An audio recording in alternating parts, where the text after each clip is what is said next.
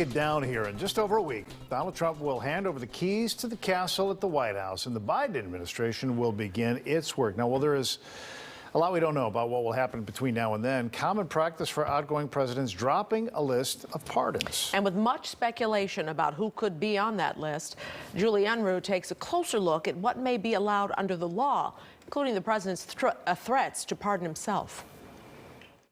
And by the way, does anybody believe that Joe had 80 million votes? Does anybody believe that? The president.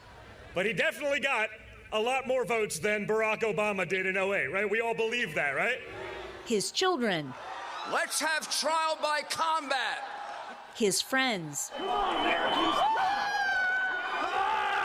Even his supporters charged in last week's attack on the U.S. Capitol. Details are far from clear, but you can bet before Donald Trump leaves office, he'll have a pardon list to share with America that may raise some eyebrows. He can only pardon people who have committed or may have committed federal crimes. He cannot pardon anybody for a state crime.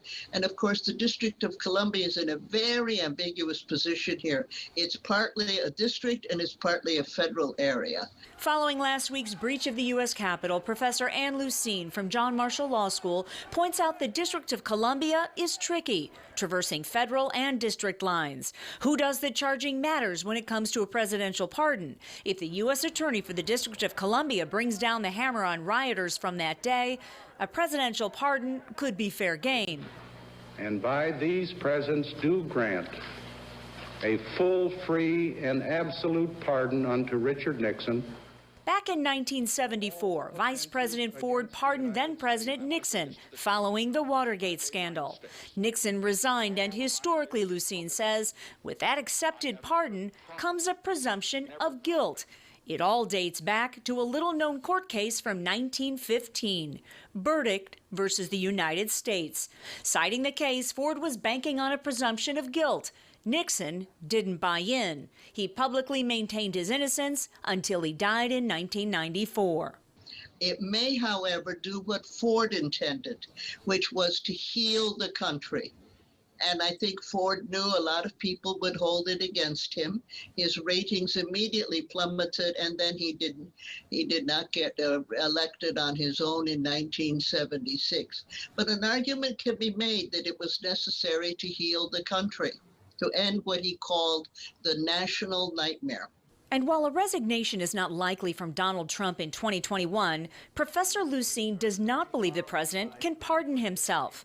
Things get even more complicated legally when you consider state prosecutors may be considering to file charges of their own against the 45th president of the United States, like inciting a riot in Washington, D.C., interfering with elections in Georgia, or committing potential tax fraud in the state of New York.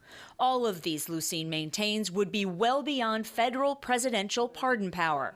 But when it comes to federal charges against family members like the Trump children, you might recall when Bill Clinton pardoned Roger Clinton in 2001. The outgoing president's half-brother was granted a controversial presidential pardon for a 1985 cocaine possession and drug trafficking conviction. As for pardoning groups like Trump supporters who stormed the Capitol building last week, it's been done before. In 1795, George Washington pardoned men involved in the Whiskey Rebellion.